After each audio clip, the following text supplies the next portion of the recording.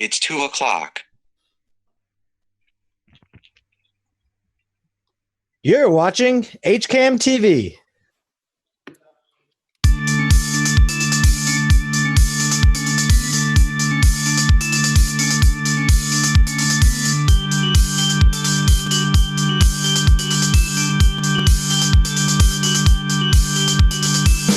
And welcome to HCAM TV and the Hopkinton Hangout Hour. Today is June the 16th at 2 o'clock, so we are live on the air. And our first half hour, we're going to be talking about a really cool Master Legos thing that's going on. So joining me are Sucheta and Shreya from Hopkinton High School, and they're going to tell us about this. So first off, thank you both for joining us today. Yeah, I'm really glad to be here. All right. All right. Now, before we get into the main event, I'd like to talk a little bit about you and your history with Lego and what you're doing. Now, what program are you involved with? Is it an after-school club, or is it part of a class that you've been taking? So we're both part of Business Professionals of America, which is a club at Hopkinton High School. And I've been involved since my sophomore year, and I believe Sucheta has too. And it's just a CTSO where we get to pick events and we work on them throughout the year and present them to judges at states. Okay. Actually, I've seen some things from that. A lot of times the kids make videos that they take to the different events. So I get to see what they do. It's a really interesting organization because it teaches you a lot of business skills and it teaches you a lot of interacting with people and grown-ups in a professional manner. I'm interested in what attracted you to join that group. So I initially joined in my freshman year.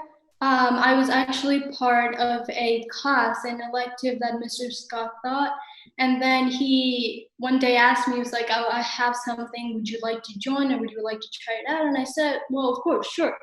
And so when I initially joined, I didn't know much about Business Professionals of America, and I was really interested to try a specific event called computer modeling, where you get to model 3D things depending on the theme they gave you. So I think when I did that my freshman year, I couldn't resist coming back my sophomore year to do it again. So yeah. I love that. I love that you couldn't resist coming back. That's so great. So Shreya, what cool things have you done with Business Professionals? Yeah, actually, I'm on a completely different side of BPA than Sucheta is. She's more of a hands-on person, and I do more of the research side of BPA. So I've done economic research for 2 years, and basically every year we get a new prompt where we have to research basically throughout the year and then come up with a research brief to present to the judges. And it usually takes a good amount of time to just do the research and then combine it all together and make it into something that's even presentable. And this past year, I actually ran for state office for the BPA organization, which is just a really cool leadership activity and opportunity. You ran for office, huh? Yep. Wow, that's so cool. Yep. What's one of the research projects that you worked on?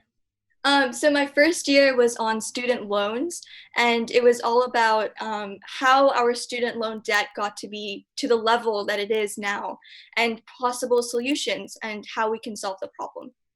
All right, so you have 30 seconds. How do we solve that problem?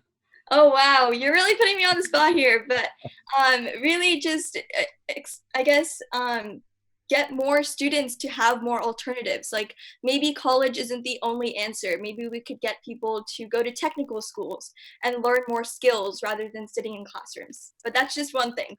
Oh, Shreya, that's a good answer. I like it. I'm glad. Sucheta, tell us about a project that you've worked on. My first year, freshman year, was about 3D modeling a pier in California. And 3D modeling or computer modeling, the event itself also requires quite a bit of research because they test you on, do you know what you're doing? How is this engineering? How does it work? And what about climate conditions and stuff like that? It was really challenging my first year. I actually didn't know anything about computer modeling or anything about 3D, so it was really a new experience. So it was fun. Wow, that's really cool. So did you actually 3D print a model? Yep. And how big was it? Let's say around that size. Yeah. Okay. How many people are on your team? Computer modeling is generally an individual event. Oh, really? Okay. Yep. So you got to keep the model is what I'm getting at. I got to keep the model. All right. Now, we have a rising junior and a rising senior here, correct? Yes. All right. Are you both back for another round this coming year for BPA? I'm sorry, what? 100%. Yeah. How about you, Sucheta? Oh, definitely, yes. Okay. When do you find out what the projects are for the year? Usually like early September. Mm-hmm. And do you go places?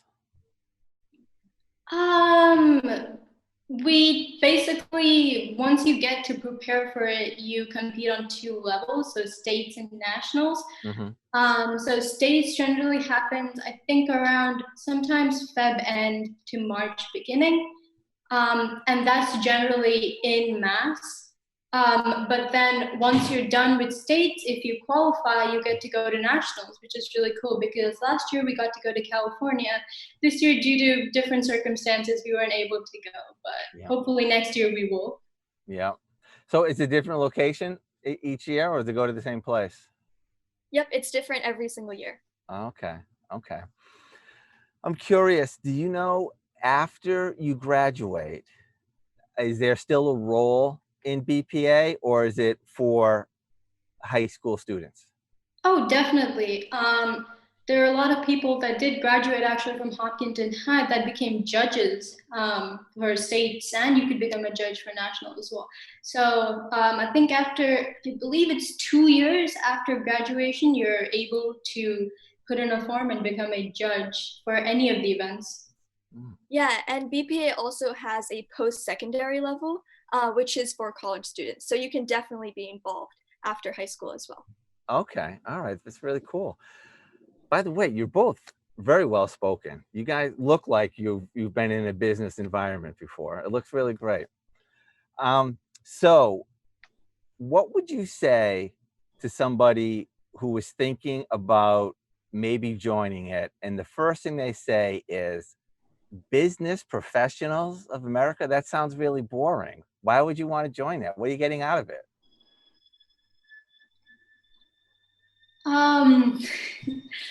I know how that feeling is because I think that's how I felt too in the beginning because I wasn't really necessarily aware of what it is. But I think once you go through at least states, your first year, I think you're automatically like, whoa, I want to come again. It definitely leaves a great impression on you. I mean, it isn't only business professionals in a way that it isn't fully professional. Outside your events and your presentations, you get to meet so many people, and there's definitely times where you get to have fun as well. So it's definitely a mix of a little bit of tension, getting your projects in, your presentations in, but also fun. So I think a combination of both of that is what makes it really exciting. Yeah, and going off of that, I actually joined BPA because my other friends were doing it. So it's almost an entirely like peer pressure thing. But that's one thing that makes BPA so great. I formed my own group of friends through BPA.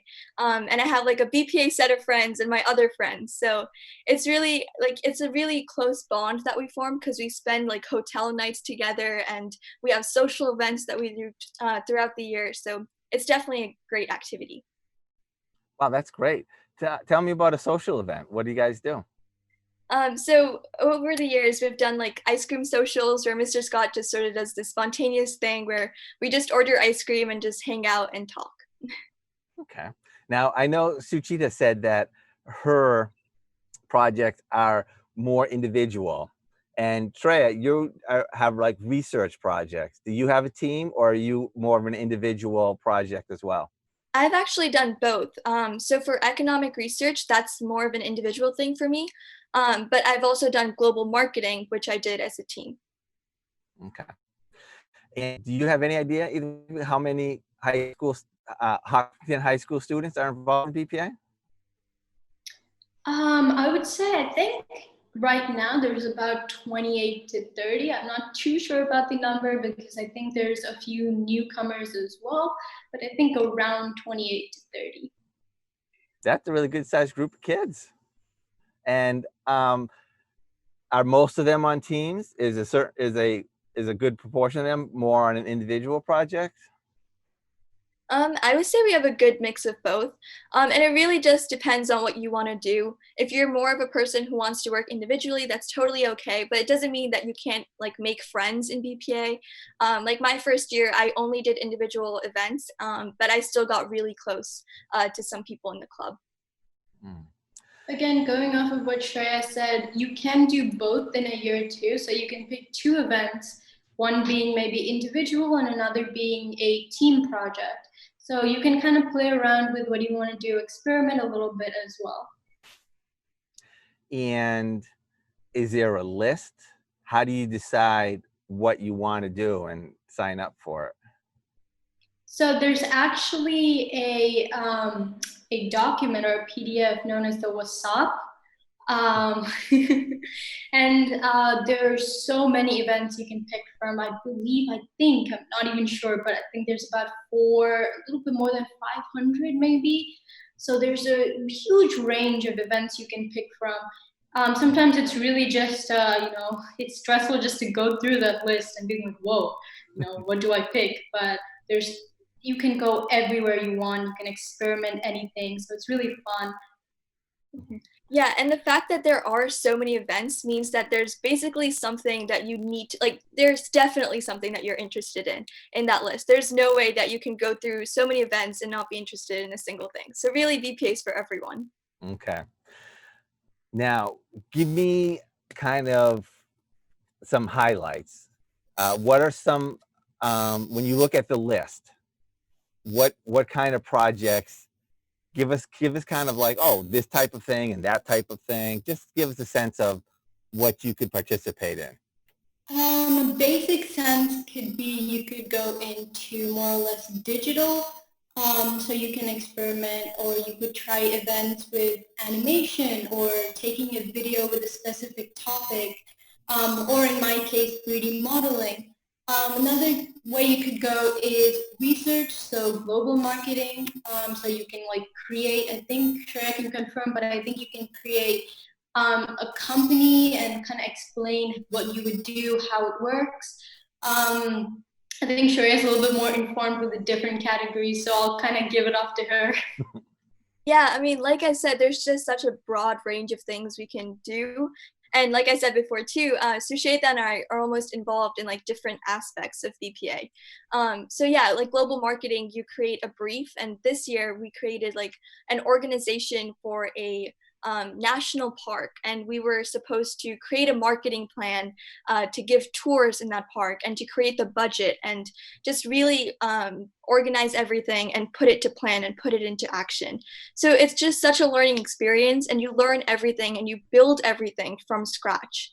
So yeah. Now, I've had a little bit of exposure to that in the past few years. I've been helping on with a couple of teams that were creating video.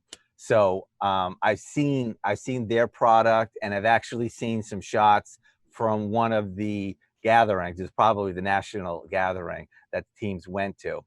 And I'm curious to what that looks like. I saw this big, auditorium, and they were showing videos, and they were giving, like, the judges were coming out and they were saying first, second, third place and that type of thing. Is there always, do you present to a large group, or is there some other type of thing that would happen depending upon which project you're doing? So generally your events, when you generally present to about 2 or 3 judges. So there isn't really a large audience, but you're graded one on presentation, but also what you pre-submit. So if you're doing research, you would pre-submit your research, as well as like your data collected and stuff like that. And they would basically grade and score that, as well as your presentation that you present actually going to NLC or SLC. You generally don't present to a larger audience. I think there are very few events that you present in front of like more than 3 judges, but generally it's about 2 or 3.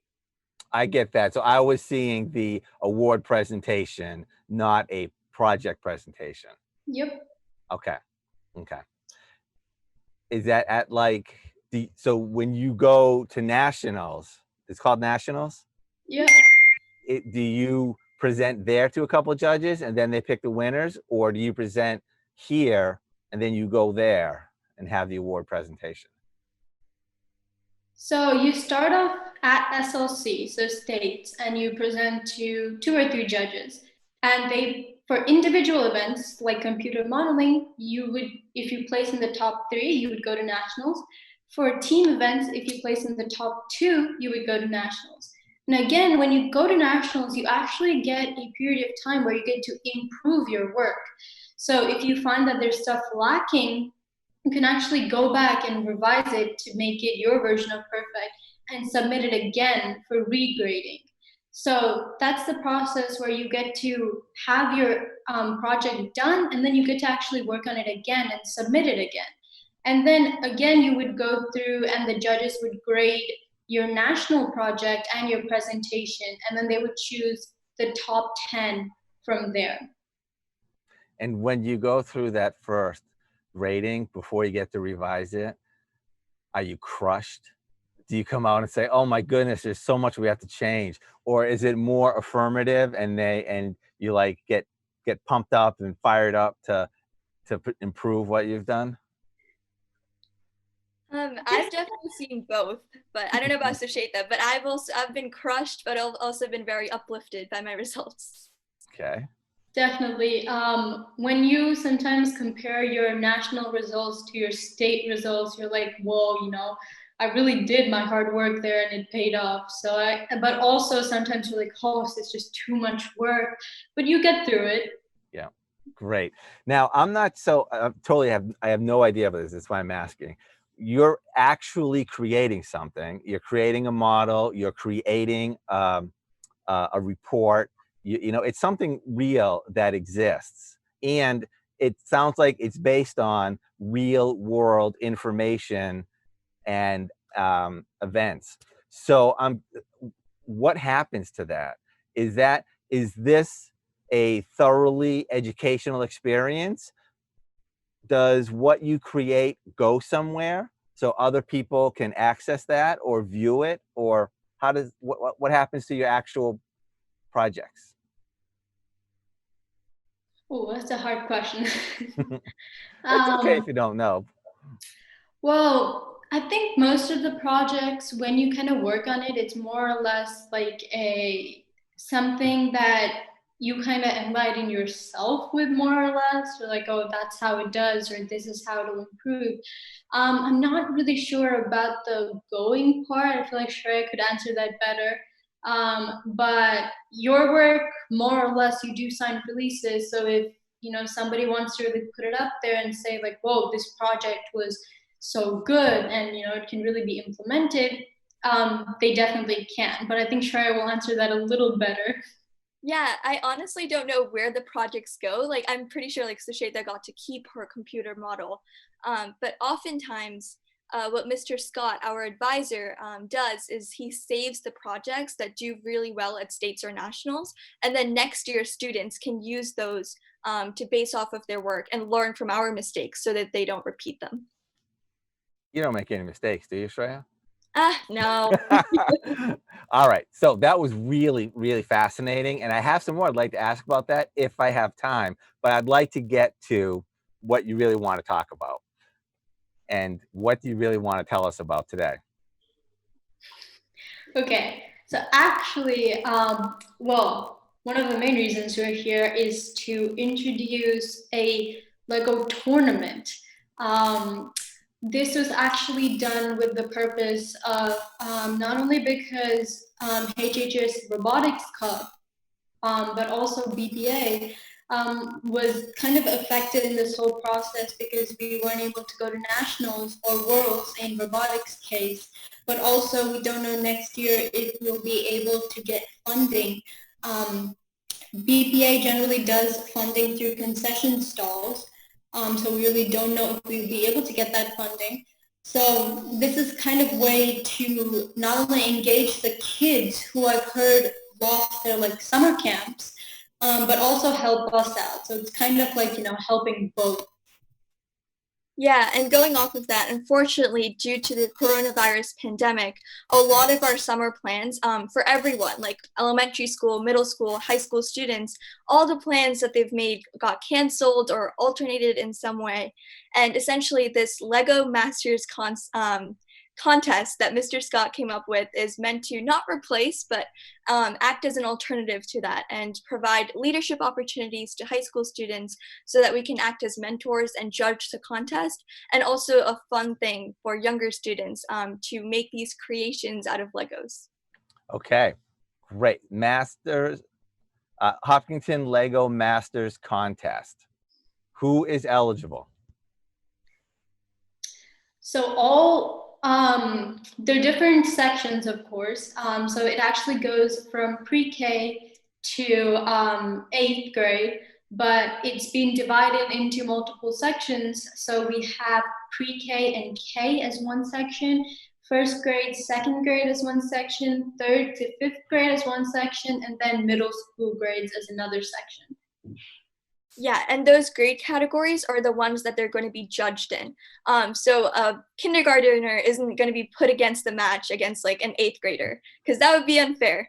So we're going to be placing students as their like age group, and they will be competing against each other. Who are the judges? Us. No kidding. Yep. Okay. Dates, locations. Can you tell me about that? Yeah, I think Sucheta can take over this one. Okay, so basically the submission date for this is July 10th by 12 noon. So you have up until then to kind of create your project and also like finalize it. Once you're done with it, you actually get to upload pictures as well as I believe a 20-second video on it. So kind of showing us the project, and then we HHS mentors get to judge the project, which I'm really excited for. All right. So now I'm kind of getting a picture of it. So the kids who have signed up for this contest are creating their project in their home and sending you pictures and a 20-second video of it. Yep. What are the guidelines? What are they making? So it has to be amusement park themed. And 90% of the project can be made up of Legos, and the 10% can be made up of other materials. Only preschoolers and kindergartners can use outside help, and we encourage everyone else to do their projects independently and to just be creative. So anything that has to do with the theme park. Yep. If the kids are looking for advice or prejudging like the BPA does, is there any availability for that, or are they on their own project? So we do encourage people. I believe they have a link. So when parents register their kids, they'll get a link to I guess a platform that we're using. I do believe the final submissions will be made on the date that Sucheta mentioned before, July 10th. But I don't see what's wrong with, using the internet for ideas. The only guideline though is to not use kits. So you can't use pre-made kits for the instructions and just build whatever that says. But I mean, send us pictures beforehand and we'll give you feedback. All right. Is there any type of limitations on the number of Legos that you can use or the size that it can be? Not at all. It's kind of just out there. You can make whatever you want, however big you want it to be or small you want it to be. So it's kind of just like free to your imagination. Okay. And if you were in that age group and you were joining this, what would you make? This reminds me a lot actually of my computer modeling project because for my peer, I actually did base it around an amusement park. So I think I already have certain ideas in my head that I don't really know it's gonna leave if I were to make a pier again or an amusement park. So Okay, and Shreya? Yeah, I mean, I don't know the exact specifics of what I would do if I was in 8th grade, but I would know that would be really good and I would spend hours doing it because I loved Legos growing up. Yeah. Where did this concept come from? The theme of an amusement park actually came from the HHS students. Mr. Scott asked us to reach out to him if we had any ideas on themes, and there are actually many interesting topics, but I think we all agreed on amusement park just because seeing a kid's perspective of an amusement park would really be something fun to judge. A Lego contest by itself was actually something Mr. Scott mentioned. He asked us if we would like to volunteer for a contest or competition as mentors, and we said, yeah, of course. Now, Shreya, Sucheta was talking about we. Who are the we? So I believe Mr. Scott just reached out to the entire BPA group and the robotics kids in general, and the people who volunteered were just people who had free time over the summer and would be willing to, see little kids and judge them. So some people from Lego Club, some people from BPA. Yep. How big is your group? Do you know? I think as Sucheta mentioned earlier, BPA is about 28 to 30 people right now. Mm-hmm. I honestly have no clue how many kids are in the robotics kid. That's not really my realm, but I would say about another 30 to 40 kids there. Okay. All right. Do you think now would be a good time for me to show the web page so that now that people understand what the concept is, they can see where to get some more information? Yeah, go for it. All right. So Mr. Scott made a tiny URL web address. So here it is, tinyurl.com/Hopkinton Lego. Did I say that right? Because I got a thing hanging over most of that. Yep. Okay. And when you go to that website, this is the page that you will be greeted with. And it has the information of what we're doing, and it has the rules and no kits. And then on the bottom of this page, there is a registration form and release. So that is where they will get that. Did Mr. Scott write this, or did your group write this? It was, yeah, Mr. Scott. We kind of, he actually sent it to us to see if there's anything that, made sense that he didn't write in. Mm-hmm. And I think there were a few suggestions from the HHS mentors as well. So it was kind of a collective document. Okay. And what is Lego Masters? That looks like it's some kind of thing. Is Lego Masters Club, or is it an organization like BPA? I'm honestly not sure. I think that's something that Mr. Scott came up with. I just know that it has to do with Lego, so I'm totally cool with it. Oh my gosh, I got about 10 million Legos in my house. So, all right, well, that is really, really interesting. And I think that you are doing great work. And I actually only have 1 minute left, so I would like to ask this one question. Harkening back to our BPA conversation, what do you think you will take from that experience into your next step, wherever you go for college or whatever training that you go for? What have you really gained from BPA that you value? How to manage stress. There certainly been many times where you're standing outside the judge's room and you don't have a particular cable, or you left your file in your room and you have to climb up the floors, go get it before they ask you to go inside for presenting. So definitely in a lot of ways, managing stress I don't know about Shreya, but for me, managing stress. All right, good answer. How about you, Shreya? Oh no, I hear you on that, Sucheta. So much stress, especially when it comes to like states and nationals, and you have so many things going on at the same time. But if there's one thing that I get out of BPA, it's that it's about the learning process. Like the first draft that I put together of any brief or any project is never perfect. And I always go back and try to edit it and just fix as many things as I possibly can.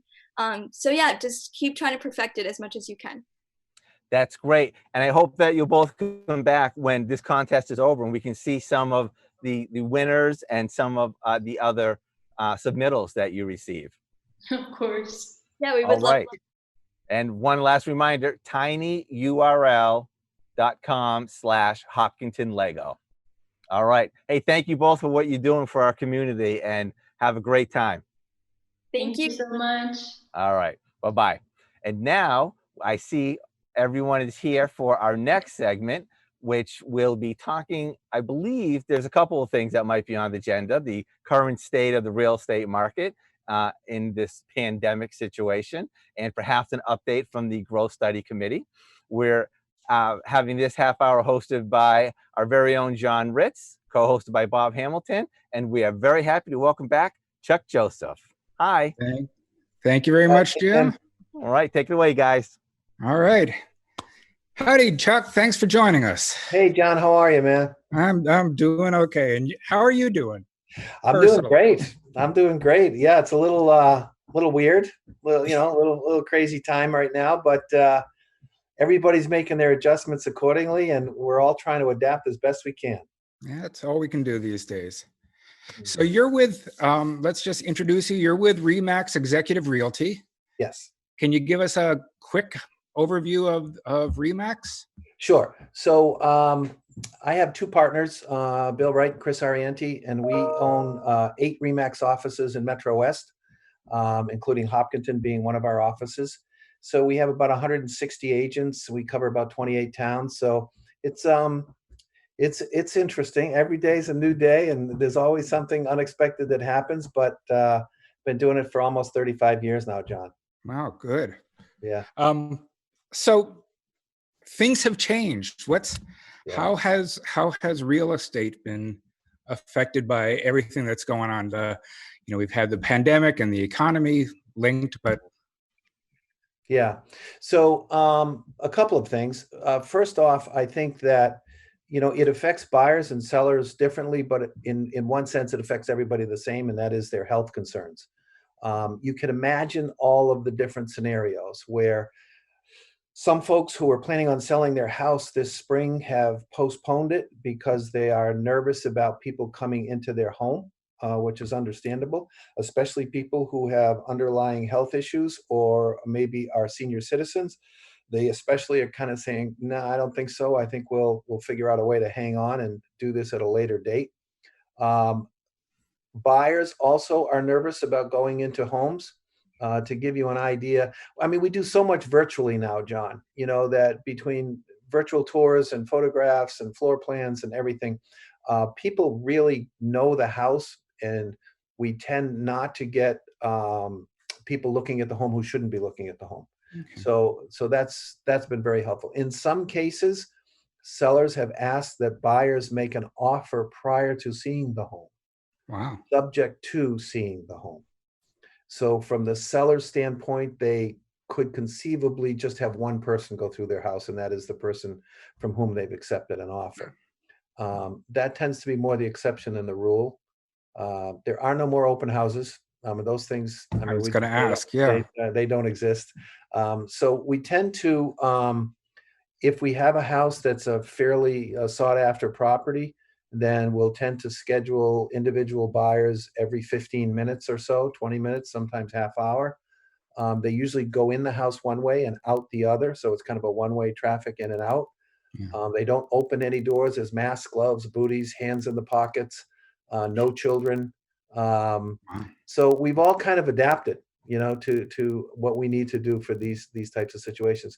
Interestingly enough, housing is sociologically determined, so there's always a need for somebody to be buying or selling. Do you think so you're mentioning the sellers, are are buyers being reluctant to look around, or is there a big, are the Um, buyers, how are they affected? Yeah, that's a great question, John. I think in our experience, less so. I think buyers are more, they come equipped, they come ready. They also tend to only look at houses that really pique their interest. There's no kind of, we might look at this one, so they do not only the online investigation, but they'll do drive-bys, they'll Google satellite, they'll really kind of fine tune their criteria to make sure they're only looking at a house that they feel would be a serious contender for them. I mean, I know a lot of the virtual stuff has been going on for years. Even back when I was looking at them, you look at pictures first, and then the video walkthroughs started coming up. Has that advanced? Yeah, it has. There are different programs like Matterport and things like that that can give you 360 degrees in a room. So we use 360-degree cameras to shoot the room, and then the consumer can turn the camera and kind of look around within the room online, which is pretty cool. To be honest with you, I think a good virtual tour and great photography along with a floor plan, people get a pretty good sense of the house. Okay. Yeah. I mean, there's some stuff, having been through the house hunting process a few times. Yeah. You do lose something by not being there and standing Yeah. in the yard or standing in the house. And, Yeah. the pictures are very, we always joke about the ability of real estate agents to take a perfect picture that makes the house look like a mansion. And Right. there's, something on the sides. Yeah. Well, our philosophy is we're not going to use wide angle lenses or fisheyes or things like that, because that's just, it doesn't do anybody any good to do that. And I agree with you 100% that ultimately there's a visceral reaction to someone being there, standing there, seeing the neighbors, seeing the lot, seeing the trees, feeling the yard as well as the house. And without that, I mean, when I work as a buyer agent, there's no way I'm letting somebody buy a house without being in it first. Is the economy, sort of back to the buyers, the fact that the economy is somewhat tanked, is that holding anybody back from saying, maybe I'll wait till next year to? Yeah. So when this all broke, in March, of course, we're a pretty large regional company, and we had a lot of soul searching to do to try to say, okay, what are May and June, what are April, May, and June going to look like? At the time, we thought we'd probably be doing about 40% of our normal business. And as it turns out, we're doing about 70% of our normal business, which is really surprising to us. It's great because we're going to be able to make it through this. But what has happened, John, is initially, as soon as the economy turned, buyers came along and said, is this now a buyer's market? Can I go out there and throw a lowball offer out there and see what happens? Yeah. And the answer to that was a resounding no. All right. And the reason for that is that we are at historic lows in terms of inventory. Our inventory has never been this low. We have less than 1 month's worth of inventory on the market. Wow. I was going to ask about that. Okay. So usually we're 3 to 4 to 5 months worth of inventory. Yeah. So we're down to 1 month, what we call the absorption rate. And if you couple that with the historic low interest rates, it's actually a great time to buy a house from a mortgage borrowing standpoint. Oh, yeah. But from a pricing standpoint, houses are actually selling higher than what they should sell for at this point. Because remember, we have historic low inventory. So we have a lot of buyers who are trying to take advantage of the mortgage rates, and we have very few homes that are on the market. So the buyer rationale is, well, I'm probably going to overpay a bit for this house, not dramatically, but somewhat. But if I'm here 5 years or more and I have a 3% interest rate, in the end, I end up making out better. Is the low inventory due to the pandemic? Or, I mean, I can remember before this was happening, hearing the stories of people fighting over houses and people getting above.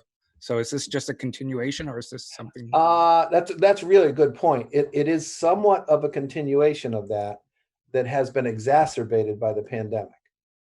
So even when we had low inventory the last 2 to 3 years, we have even lower inventory now. Wow. And part of that is due to the fact that we live in New England and we don't see a lot of new construction in New England. You know, other parts of the country, you'll see a 400 house subdivision go up. You know, you don't see that around here. We tend to have very small cul-de-sacs, things like that. So that's one reason. The other reason is we can't get the baby boomers out of their houses. You know, we keep trying to throw them out and they just won't go. You We're know, sorry. yeah. I hear you, man, you know. Jane and I are both going to be buried in the backyard. So. It is a very interesting phenomena, you know, based on past housing trends and why that's not happening. And we do have some understanding as to why it's not happening. Chuck, can I ask a question? Bob. Sure, yeah, right away, Bob. I wanted to ask along those same lines. I'm familiar with the problems with the inventory, but I was wondering about the type of housing requested or provided. Has that changed? I know since I moved into Hopkinton, I've seen a lot of apartments, condos, that kind of construction go up, obviously headed towards Ashland. But are people looking for smaller houses and bigger yards, smaller, bigger houses? Yeah. What's changed? That's it. Well, we're right in the middle of a change, Bob, too. So I'm not sure I can answer that definitively, but I will tell you that in the past 2 years, so I would say from probably 2000 to 2007, maybe even 98 to 2007, the new construction trend was bigger, bigger, bigger. And we were getting to 4,500, 5,000 square foot above ground homes that were not uncommon in Hopkinton. And now, even though price is not an issue, the front edge, the leading edge of the millennials and the Gen X's are looking for no more than, 3,400 square feet is plenty big enough for them. So even in our new construction, because I do a lot of design work with architects, is we've really scaled back our housing. New construction housing no longer has formal living rooms, no longer has formal dining rooms. And it has a whole bunch of other things that it didn't used to have. But the housing size in general seems to have peaked around 2005. And it seems like today's buyers are looking for smaller, but high quality. Yeah, that makes sense to me. And I think that we had a question from one of our YouTube viewers about the open houses, and they wondered if the open house concept is gone forever from the real estate market, or do you think that'll ever come back? Yeah, I wish I knew the answer to that question. It's here as long as we have a health risk. The ban on, we have a company policy. There's no open houses. I tend to just think that, it's much like our industry reflects society in general. We don't lead society, we reflect society. And we have already seen a number of people who were only looking close into Boston prior to the pandemic. They've been working from home for 10 weeks now, and they've said, we're never going back in the office full time. So they have now extended their commute out to 495 because they won't have a 5-day commute into Boston. They may have a 2-day commute into Boston. So they're anticipating that that's a permanent change. And it's affecting us for sure. Okay. How are things changing for real estate agents? Oh, a lot. Yeah, we have a lot more forms. We've got to get all these COVID release forms. Everybody who goes into a house has to sign a COVID release form. Every agent has to sign one for every house they go in. Wow. And every seller has to sign one, indicating they have not knowingly been exposed to the virus. They haven't traveled out of the state or the country. All that kind of precautionary stuff is now, it's just part of our routine. All of our education and meetings are all Zoom meetings. I'm on Zoom, 2, 3, 4 hours a day. Do you ever go into the office, or are you working from home like everybody else? I do work from home a lot more. Being an owner, I do go into the office because there's still some manual check signing that has to occur and things like that. I will meet with a client at a home, gloves, masks, socially distant, etc. But we try to minimize those meetings. Does that mean that there'll be a reduction in paperwork in processing new homes? I doubt it. Never. I have, in my 35 years, Bob, I haven't seen the paperwork go down once. I hear you. Oh, yeah. I love closing ceremonies, just endlessly signing Oh my forms. And after a God. while, you just Yeah, close your yeah. eyes. Yeah, Too there's fun. and that's the other thing. Closings don't occur with multiple parties. There are actually closings that occur in parking lots, where the buyers have to sign in person. The sellers can have their attorney represent them. So we're seeing more and more the seller gives the attorney power of attorney. They execute everything on their own. They ship it over to the buyer's attorney. The buyer attorney sends only the documents out to the parking lot that need to be signed, and then they come back in, and the people never go into the office. Yeah. Yeah. So there's you- a lot of adaptation. Are you hearing? I mean, this obviously is across the entire country. What sort of innovative things are you hearing about from the industry to deal with some of this stuff? Yeah, well, some of that, we're in touch with RE/MAX agents all over the country, and you can imagine as you just hear the news about how different parts of the country is reacting to the pandemic, that there are certainly different attitudes among some of the real estate agents in different parts of the country as well as to how Sure. how much precaution they need to take or should take. In terms of innovation, it's mostly been in terms of the virtual reality kinds of tours that are going on, the 360, that type of thing. No one signs anything in person anymore. Everything is docu-signed around for electronic signatures. And that occurred before the pandemic. I don't want to say that was due to that. Sure. But the acceleration, like even my new construction meetings where we're designing houses with clients and architects, it's all over Zoom, because everybody shares screens and we move around. So there's a lot less personal interaction face to face. Has that meant that the home inspections have gone down Yeah, prior for a to while. purchasing? Yeah, for a while there, Bob, home inspectors weren't doing them. They weren't going into homes. It is not uncommon for the home inspector to be alone in the house during the 3-hour home inspection. And they sometimes will FaceTime with the buyer who's standing outside, and they'll go through the furnace and whatever it is they're going through with them via FaceTiming. So that, and we also have seen a lot more what we call drive-by appraisals, where the appraiser does not go into the home, but they look at the photographs and they do just a drive-by and a area assessment, and then they go from there. So anytime people needed or traditionally work together in the home buying process, they tend to be separate now. Do you ever So have a you- home inspector going through with like a GoPro camera and creating a video to show afterwards? That's a great, I haven't seen videos afterwards. I've seen extensive photography after the inspection and a kind of a running narration, if you will. Okay. But the GoPro's a great idea, John. I never even thought of that. That's a great idea for a home inspector. I patent that, so I'll expect my check any day. the John Ritz Home Inspection Services. I love it. I don't need to see the video of the septic tank inspection, though. Thank you. Right. You'll pass on that one. Wow. How about the commercial? I know you aren't in the commercial real estate market, but is that being affected? What are you hearing on that? Well, we Our actually offices we still being actually do used? have a commercial division, and Okay. I do some commercial real estate as well. So I'd say the big, obviously commercial landlords have really had a hard time when restaurants are closed and beauty salons are closed and all that.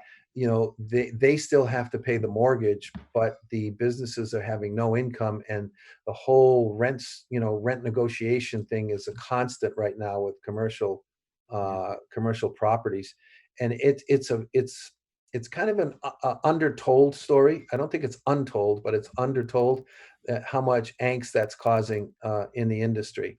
Sure. The other part of that, of course, is the big spaces in downtown Boston and so on, where some of the companies are starting to say, hey, wait a minute, we don't need 100,000 square feet. We might need 30,000.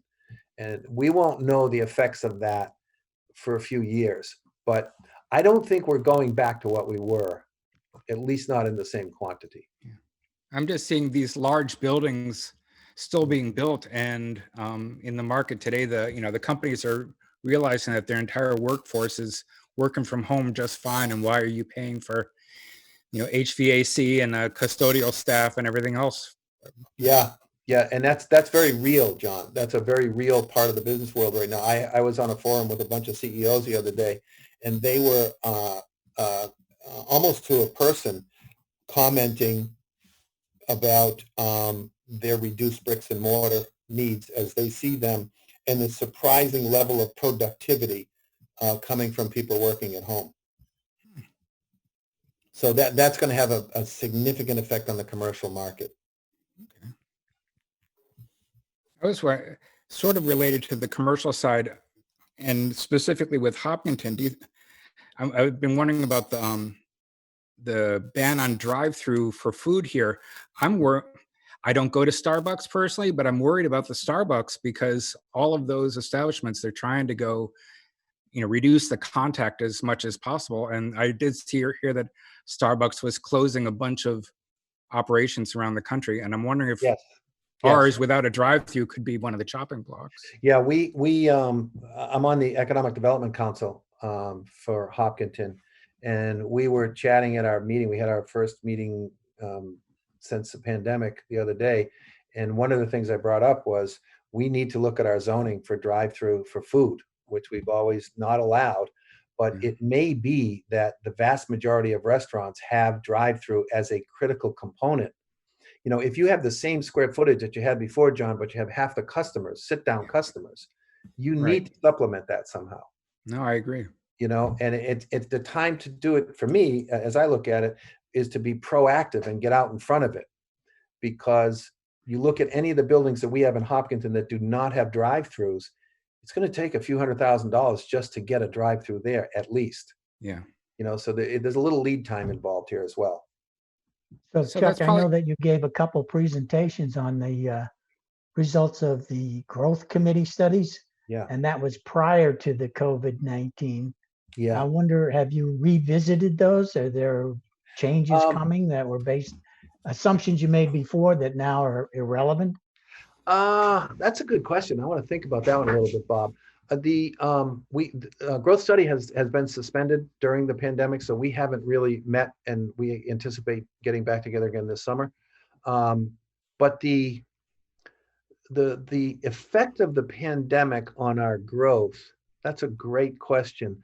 We have to monitor the kind of common lingo right now in the industry is that the suburbs are going to grow, that we're going to see something of a flight from the cities due to the pandemic.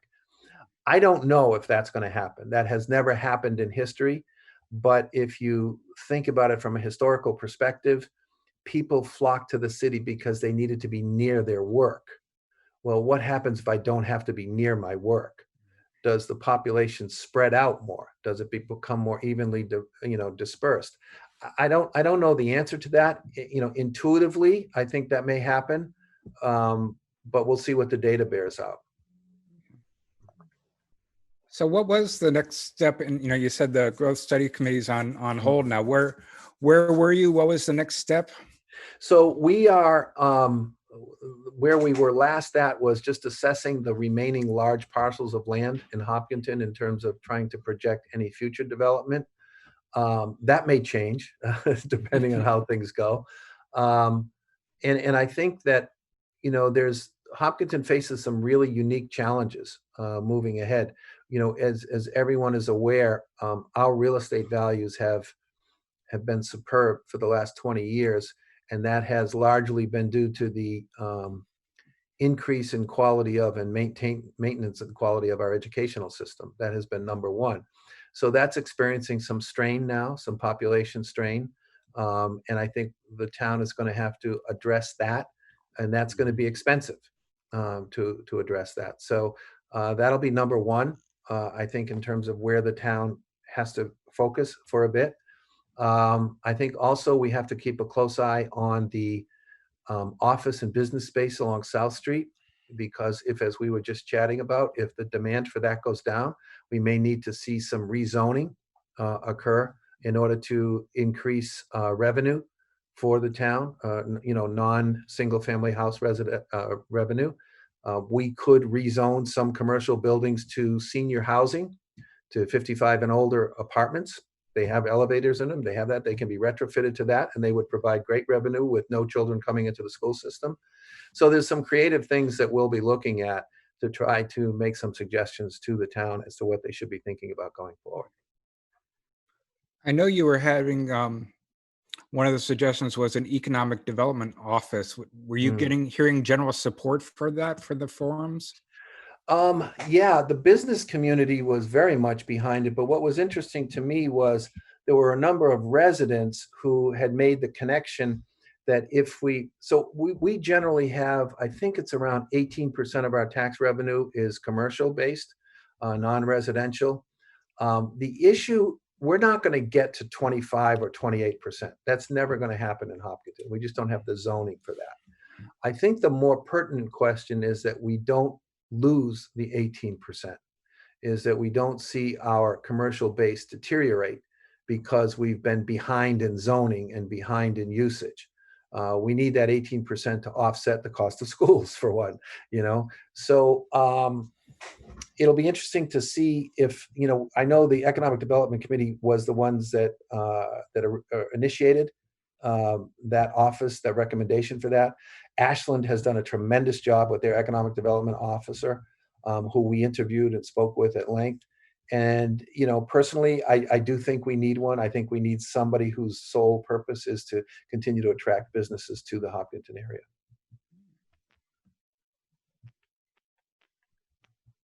Seeing if Bob has anything more.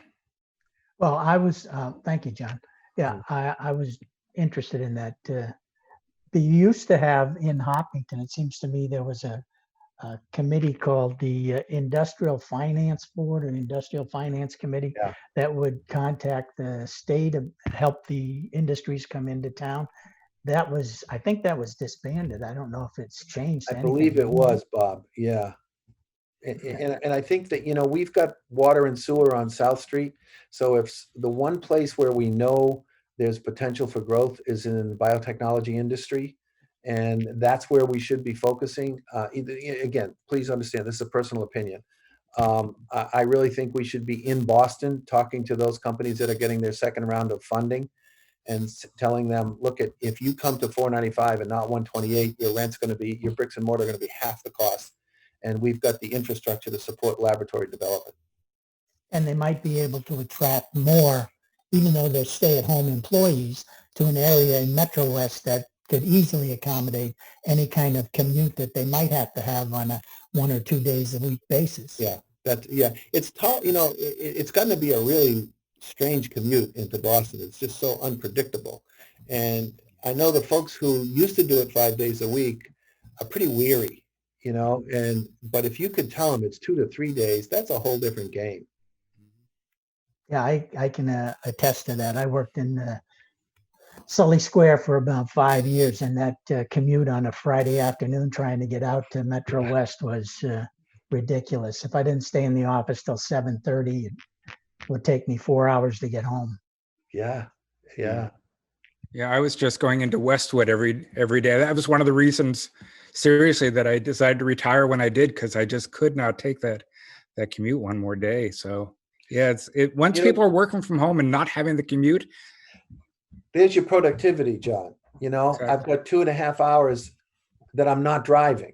That even if I take an hour of that off, all right, I still got another 1.5 hours of productivity that I can put in. And I think that's where some of the tipping point may be. Okay. We got about a minute left now. Is there any closing remarks either one of you would like to make before we get shut off TV for good? No, I appreciate the opportunity to share some of this with you guys and with the audience there. It's a fascinating time to be in real estate. I can tell you that. I wish I knew what the future was going to bring, but I don't think there's any playbook for this. Well, thanks a lot, Chuck, for joining us, Chuck. Thanks for all your interesting info. My I'm pleasure. going to pass it back to the HCAM crew to run the closing credits and such.